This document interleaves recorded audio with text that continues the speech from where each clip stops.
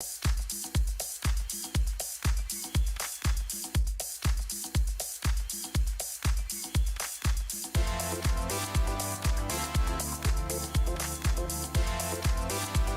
right, finally back with a brand new episode of the Cedric Maxwell podcast. I am Josue Pavone alongside Cedric Maxwell.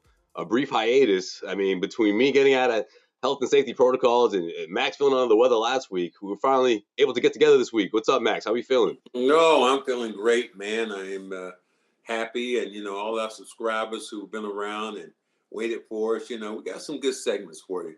First of all, we're going to say congratulations to My man, David Ortiz. Big. Oh, you want to say it? Okay, you want to say it at all? All right, Big Poppy, my guy. For our first-time listeners, Josue has a problem right now calling Big Poppy. Poppy, not the Hall of Famer. Because you can call him that. Because why? Tell him why. What do you mean?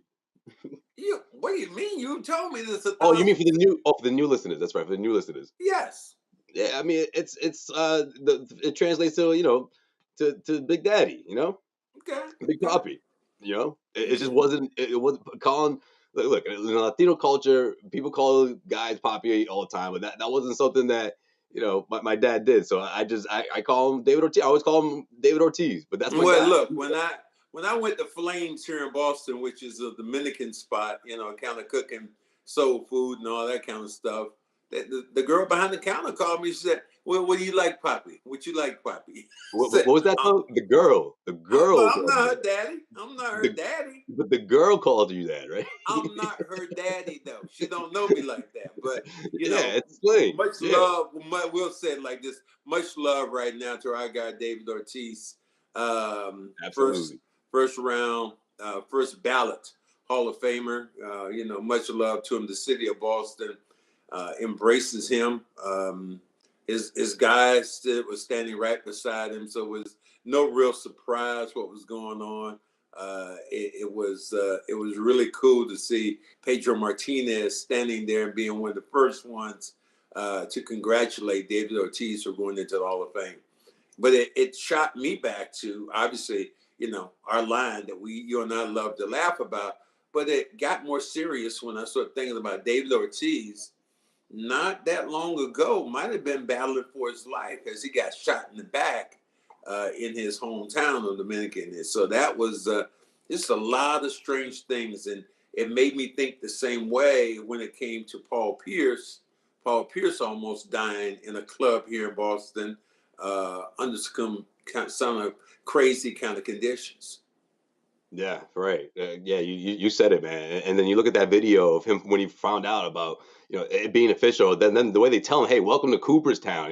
David Ortiz, the only guy to make it. Incredible moment. And I can imagine that was going through his mind, right before that. Definitely. Yeah, it had to be incredible, but I'm just kind of sad. Pedro. I love that Pedro was there. I'm really sad for for Bonds, for Clemens. Going down the line of guys who didn't make it, who were great players. Barry Bonds was a great player in his own right.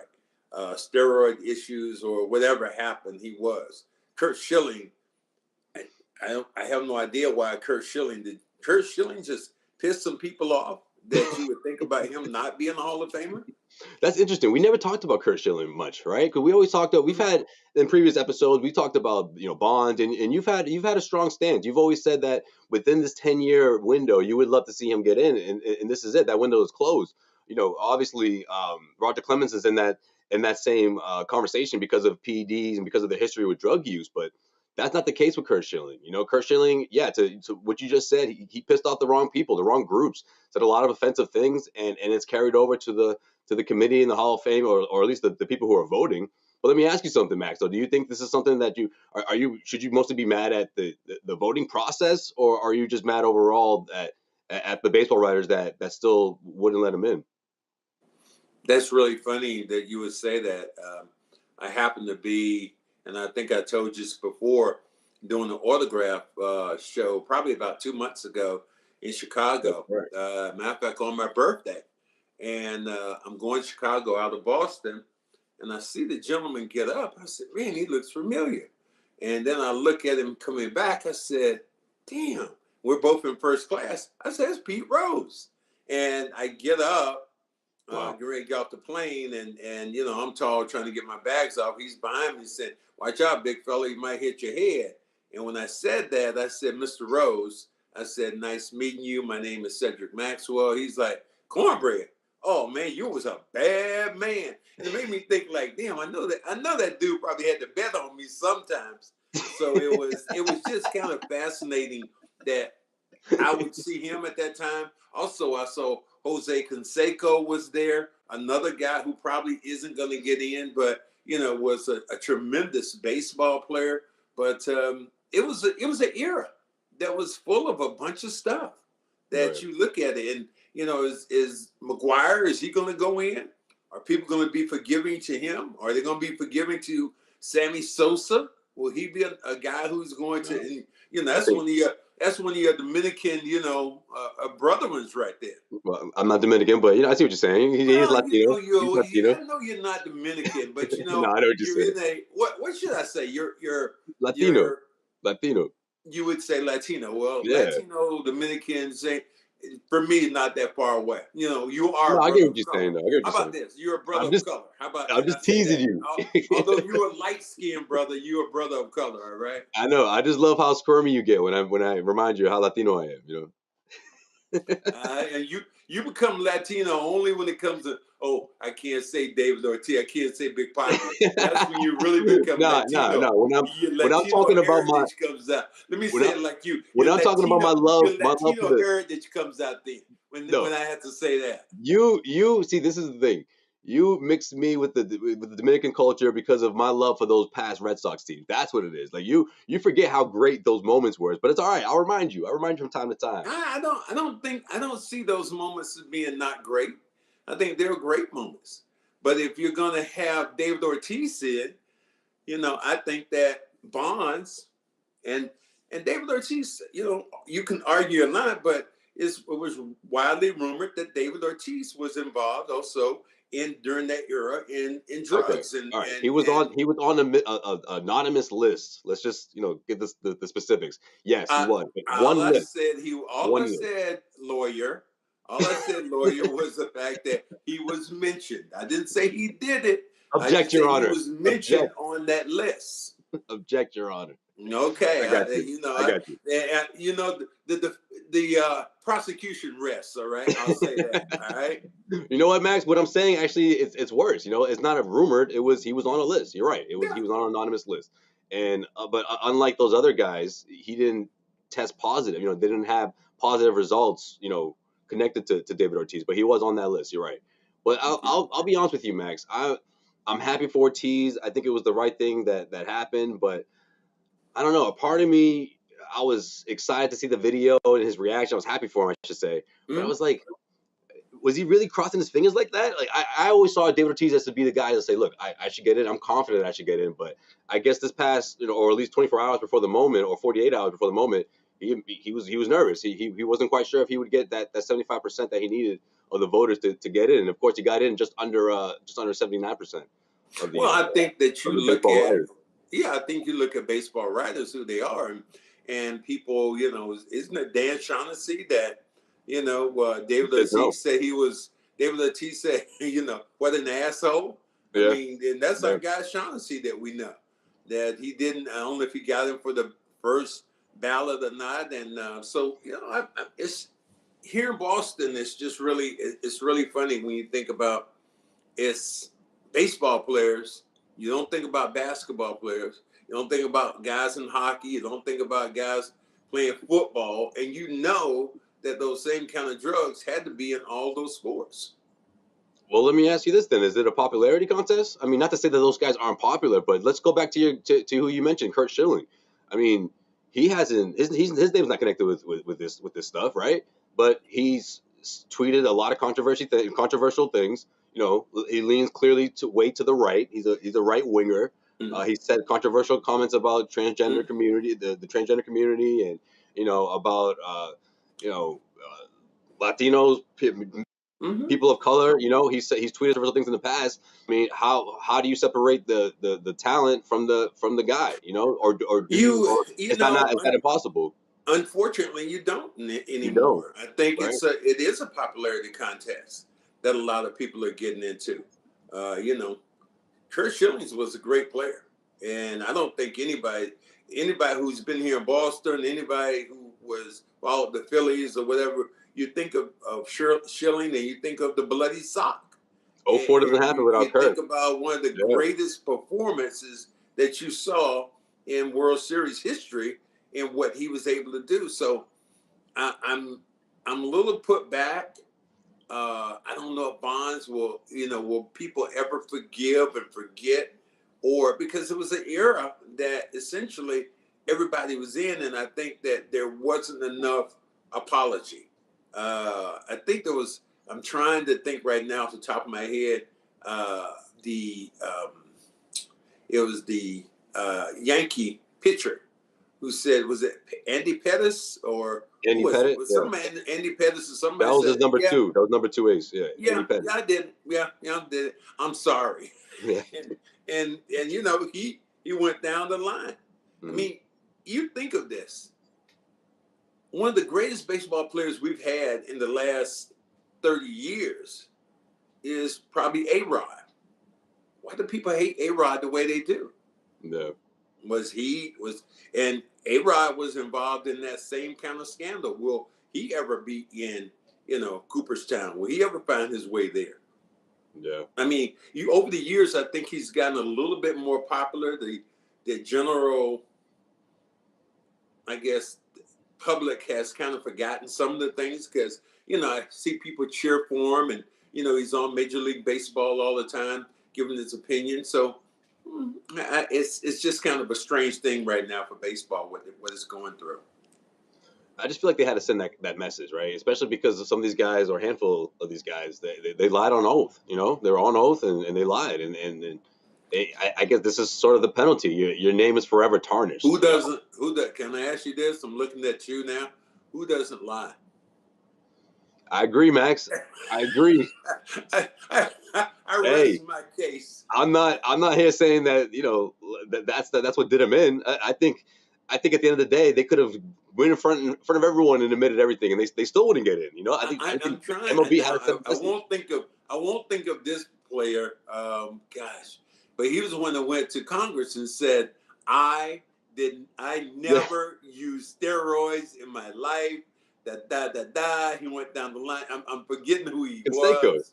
Jose Canseco? No, it Canseco. wasn't Jose Canseco. It really wasn't. We'll get back to it, but We'll it get back wasn't. to it. I don't He want to just was start throwing out he names. was gosh, I can't think of his name right there, but I think Oh, he Mike played. Piazza. Who?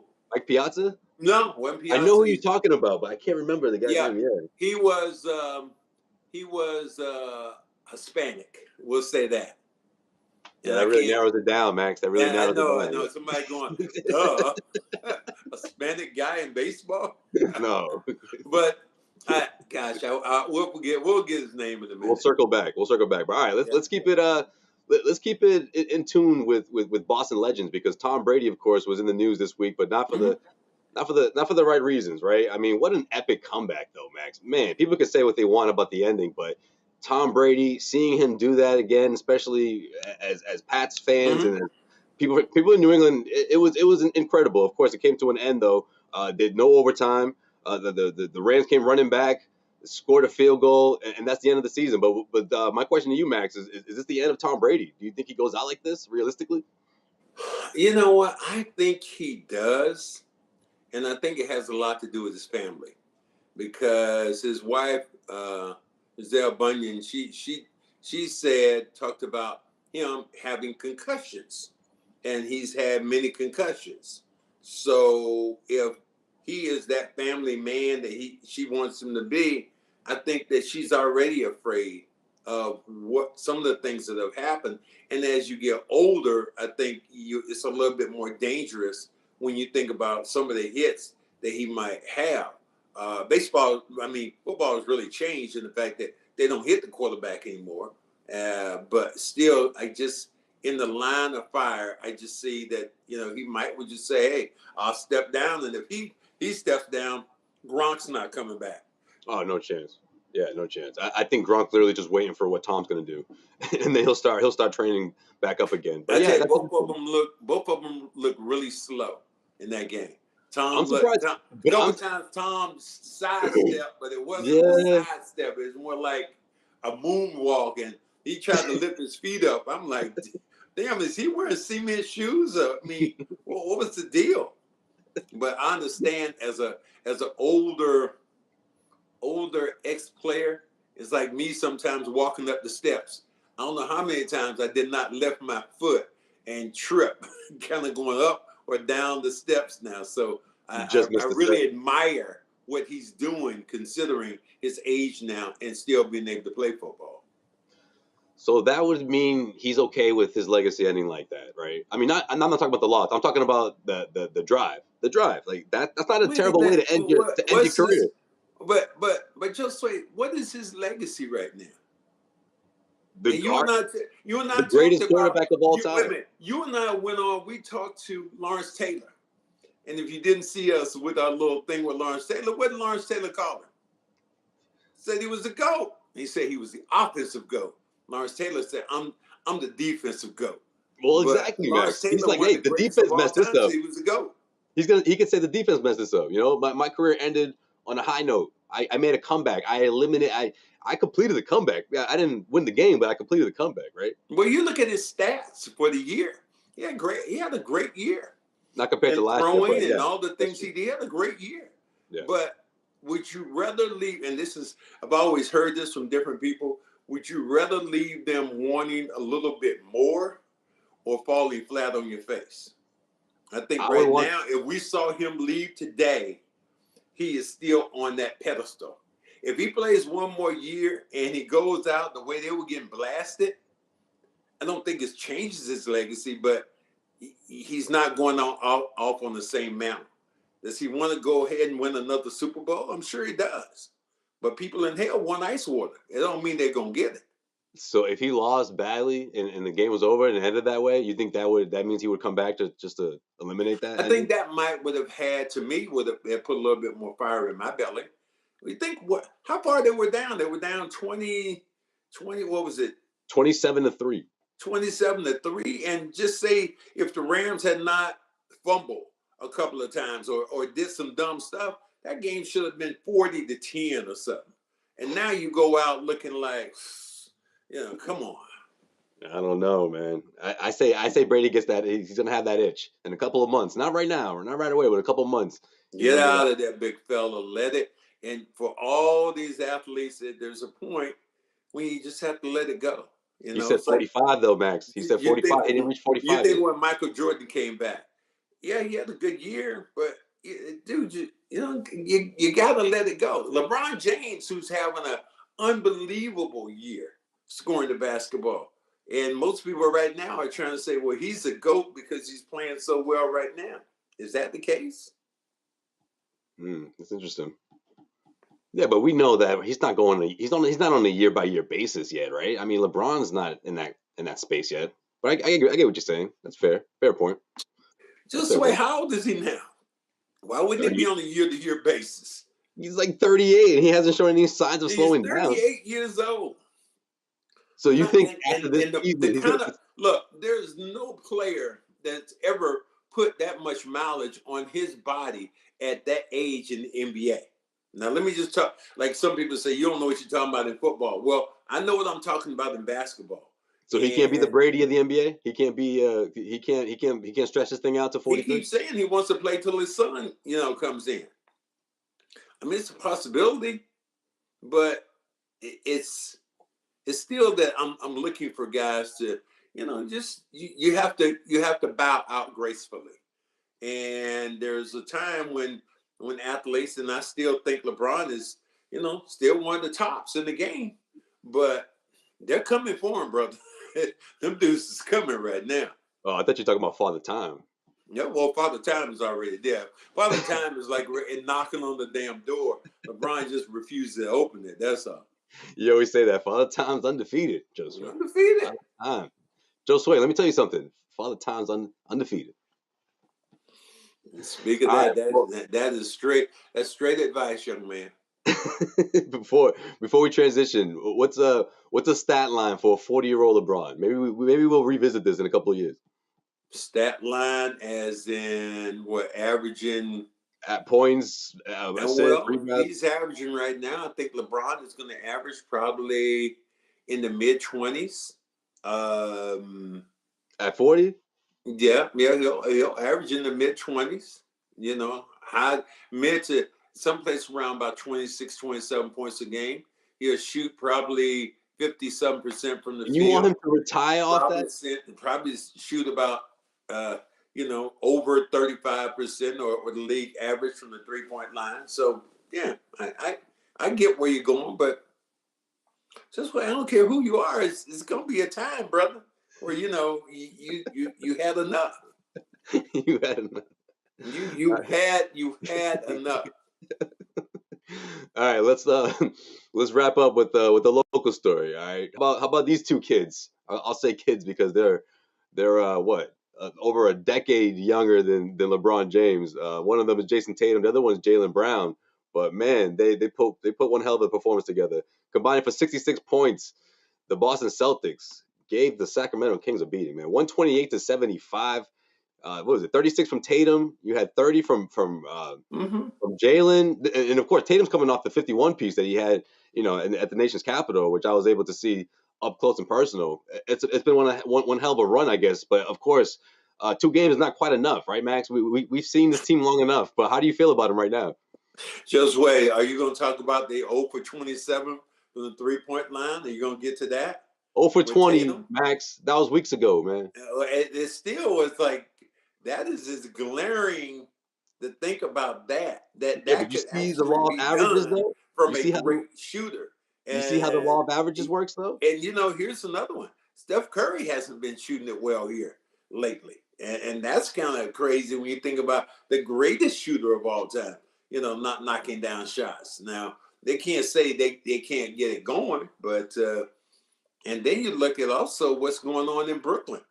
I mean, I'm not sure what the Rant is doing up there now. And I think the craziest thing about it, what would happen if the Knicks made the playoffs and they were playing Brooklyn and Kyrie Irving couldn't play? Because there's no way in New York. Yeah. You're in New York. You gotta avoid that. You gotta avoid that matchup at all costs. If you're Brooklyn, you gotta avoid that matchup at all costs. How you gonna avoid it? I mean, it might come to that. You better take away. It might just come to that where oh my God. And I would really, I think I would love to see that. Out that playoff spot.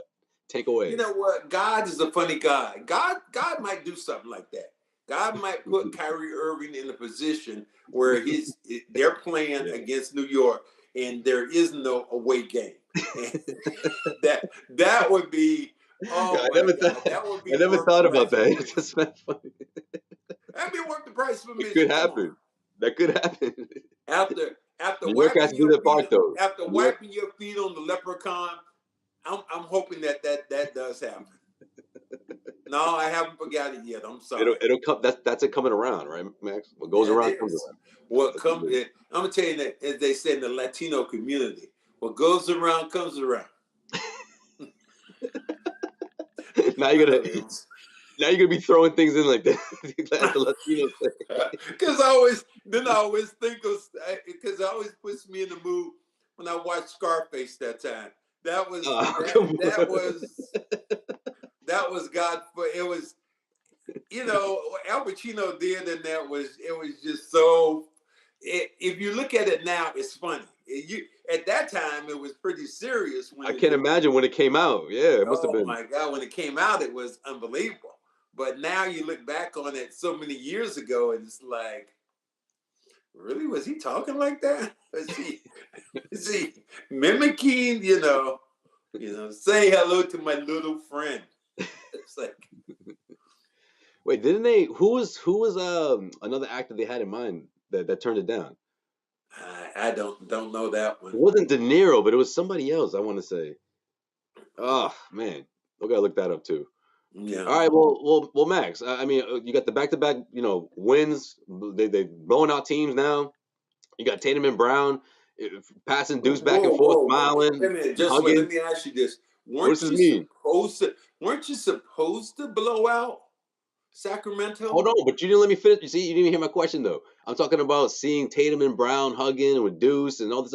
We've never seen this before, Max. Like, is this significant or what? Are these two? You think these two have reached a point of understanding, or they've actually of a cohesive unit now? Are they What chummy? I like They about best all friends this, now? They BFF? what I like about all this, Josue, is they have addressed it, and that's the biggest thing. For the longest time, it's like, Brown doesn't like Tatum, Tatum doesn't like Brown, and you never heard them talk about it. Then all of a sudden, you heard Tatum come out and say, "Look, me and Jalen like each other, and we root for each other." And since then, it seems like they have cleared the air of people talking about one guy against the other. I mean, Yeah. the question I wanted to ask you was Jalen Brown during Martin Luther King's Day, Oh, that's and right. We had to the talk about this. celebration, Yeah, how we had he to talk stood about this. out there and he said Martin Luther King was a great man, and everybody in Boston went, "Yay!" And then 2 seconds later, he said Boston has to work on this for being what a racist city. They got quiet real quick. Yeah, Whoa! And yeah. a couple of boos came out of there. You see, you heard that, right? I feel like people I aren't didn't talking hear about it. that. People told me about it because I had my headphones on, I and heard I it. heard people tell me there was a couple of boos out of that. Yeah, someone's video, one of the videos that was one of the one that went viral. You can clearly hear some boos. You can hear it go down, and then some boos saying like they don't agree. Yeah, Man, and terrible. that to me was that's big for an athlete in his own city. Yeah, That is yeah, it is. that takes the big onions for you to come out. You got to have a big paycheck behind you to do something like that. Yeah. To say that your city has a problem with racism. But he Mm. backed it up by saying he put points in it about saying that this It's everywhere city else too. lowest, Yeah. all the things he talked about, the lowest employment, the lowest amount of people of color who don't have homes, they have to Hmm. rent, their salaries. So he had statistics which backed it up, and that to me was pretty powerful on his point. It's huge. It's huge, Max. I love that he said that and he had the stats. And of course, he's obviously been doing his homework. And I think that he's probably triggered people who may not come forward and say it, but maybe they're doing their own homework, and That was the big thing. Yeah, I that's the think best that's thing you can true. do, right? You spark that. Doing You spark that idea, your homework, right? doing your homework, and talking about the issue and having some facts to back it up. Right. That was pretty big, and that was pretty ballsy for I him. love And that.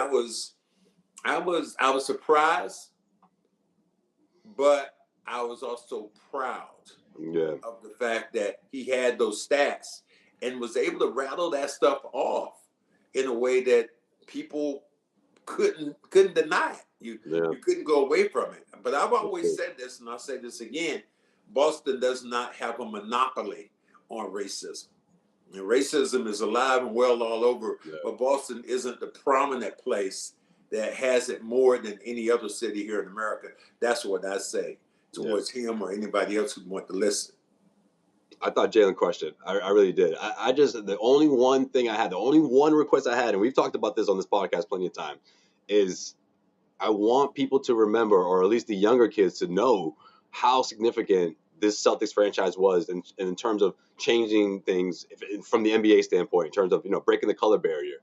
Red Auerbach they didn't care about how many white players he was going to start. He was the first one to start an entire starting five of players that were all black. And that obviously pushed things forward, maybe decades before it would have. That was in the 50s, right, Max? So Bill Russell, that says it there. For him to draft someone like Bill Russell and for him to win all those titles as a player and as a coach and so on and so forth. I'm not sure that happens in Boston if it isn't for Red Auerbach. So I just want Yeah, that narrative to get out there and be flowing. Nowadays from a national standpoint, not just around Boston, but of course here in Boston, and for Celtics fans to remember that and know that. Well, I'll ask you a question then. Why was I linked to that I was on a white team? Oh, because not everyone not everyone connected with the Celtics in these parts, right? At least where I grew up, the OGs that I knew, they always used to tell me, "Why do you love the Celtics so much, man?" When I grew up, I loved the Lakers because that was, the Celtics were a white team, and the Celtics fans were Wait racist. a minute, wait a minute. They were a white team. Was that white? Was You're Steve? not. No, you're not. Was Nate Archibald? Was Dennis Robert Parrish? Johnson? Gerald No, Henderson? no. ML Carr? I mean, I don't quite understand that. And I mean, so I'm asking you as a person who linked us and said, "Hey, you were a Laker fan because they were a black team and we were a white team." I didn't say that. I'm the one that got crap for being a Celtics fan, growing up for liking the Okay. Celtics. They weren't even good when I was growing up. So, I'm talking about the older kids, the ones that were, 8, 7, whatever years older than me. And they would say, yeah, we because of Larry, and it was Larry versus Magic, they sided with Magic, because some people had to run home from school to, because they had to avoid a group of white kids that wanted to beat them up for no reason. Like, I would hear these stories, Max, and I think I can't help but connect with people from my neighborhood that were more Lakers fans than they were Celtics fans. I still think to this day they feel that way. They won't like the Celtics. It's just something about them because of what they, what it was like growing up in Boston.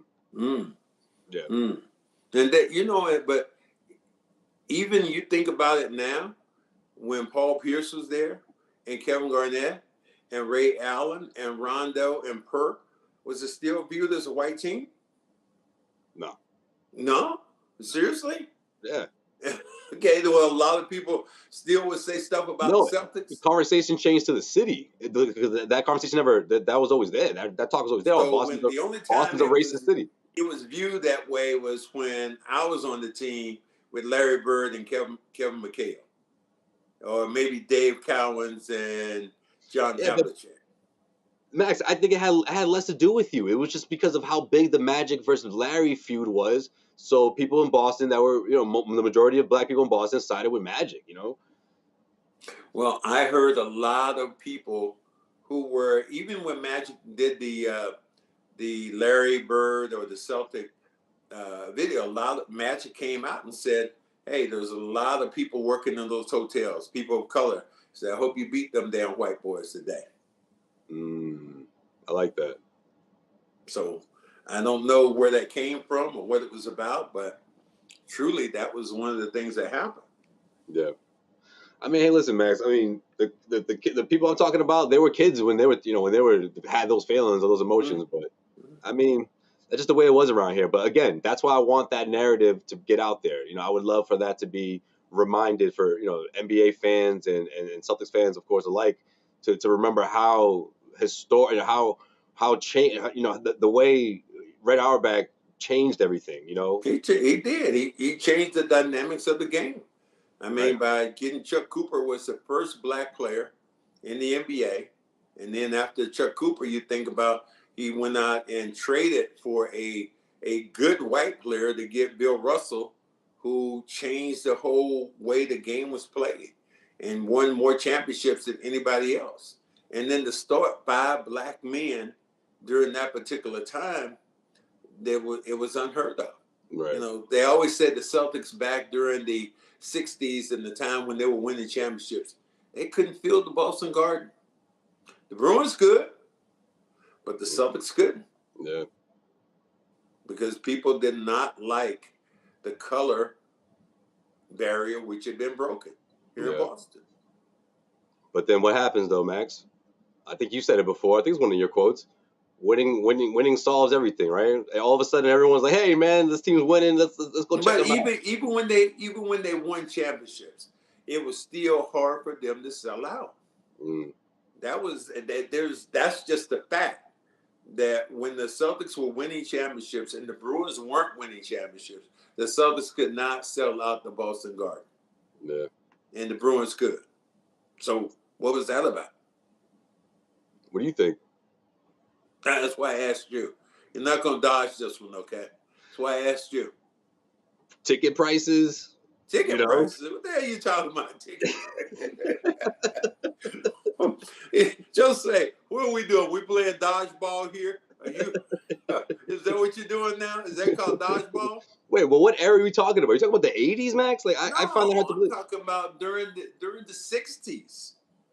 That Oh, they all right. when the Celtics won 8 championships in a row, they Yeah, could not sell out the Boston Garden on many occasions. yeah. Right after the color barrier was broke. Yeah, right. Yeah. Because not everyone agreed with it, Max. Of course, you know, Okay. it's the thing. But at the end of the day, I mean, the popularity of the sport itself, along with the fact that Celtics were winning. I mean, what do you think changed over the years? You think people just adapted? Or maybe they just adapted. I think the popularity of the game changed. The NBA became more popular. When you think about Larry and Magic playing against each other, that was one of the things that changed the prices and the salaries for many players. Right. Was the way the game just shot up, and then you always have a next generation to come in. You know, after you had Larry and you had Magic, and then the Isaiahs of the world. But then you went from that to Vince Carter. Then you could think about Philadelphia with Julius Erving. The Knicks became popular with Patrick Ewing. I got you. The game just took a whole nother turn when you think of that. And then finally got to Michael Jordan, and he elevated to a place that he was the most popular athlete in the world. He happened to be a basketball player. And because he was this basketball player, he was able to lift the sport to another level. You said after the color barrier. All right, gotcha. No, you threw me off when you were like, even when they started winning championship. I'm thinking 70s to into the 80s, but I got you now. Yeah. Nope. That was during the time they won the 8 championships. And Bill Russell was given the keys, I think, to Reading, Massachusetts. He was at some event and came home, and somebody took a shit in his bed. That was just broke in his house to do that. How foul do you have to be? I mean, how foul do you have to be as a person? How disgusting do you have to be as a person to even think about something like that? Never mind, do it, right? Yeah. And the one thing, another thing about Boston, see, now you got to tell me talking all negative, but you know, you bring up Bill Russell and that incident. Why did it take so long for him to get that statue? Like, he got it like 10 years ago, Max. Like, this wasn't even like I shouldn't have been born yet when he got the damn statue. Why I talked about this very, I know I talked about this very thing. It's insane. For many years when I was on WEEI. When you were, what was that you were doing back at the time? What were you, a something jam I was a person? Mecco kid. Mecco kid. A Mecco kid. No, not when you're a Mecco kid. When you were working for EEI and you were going to these events, what were you? Oh, man, that was got my foot in the door. I was working. I was in working promotions. Yeah. Right? I was doing that when I first got back to Boston. I would say that I said that we're a great city, and I'd always end mine by saying one thing. And they always have, you know, the guys say, okay, what do you have to say? I said, I'm going to do what I normally do all the time. Until this city gives Bill Russell a statue, they have done themselves an injustice. And then Barack Obama picked up on it. One of the Celtics owners picked up on it. And the next thing you know, there was a statue. And I still think there should have been a statue in front of the Boston Garden. Yeah. I still believe that. I mean, I understand in City Hall, that's a great honor, but I still believe there should have been a statue that should have been in front of Boston Garden someplace. I agree. 1,000%. I don't know. Hopefully it changes, but yeah. Even the placement is off. The whole thing, they just butchered the whole thing, man. They botched the whole thing, man. Just a botch job. But man, I digress. Anyways, with that, we'll wrap up this episode of the Cedric Maxwell podcast. Next week, we'll see how this Celtics team is doing.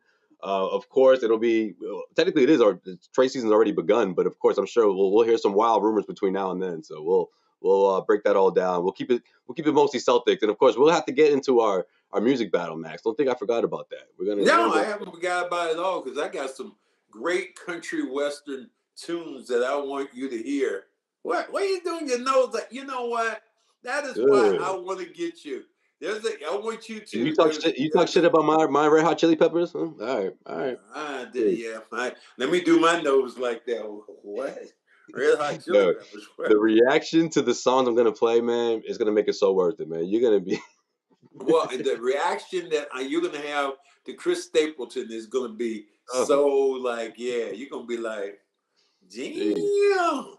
I can hear the cowboy boots clicking now. Yeah. I'm telling you, Josue, you listen to this song, and Yeah. I want you to hear it live because we're gonna have to get this revealed. This is one of those reaction videos that you and I have not done, but and that we're gonna have to do. My other reaction video has to be, I think it was last week, and we have to get it. YouTube had James Worthy lying on. He was lying down on the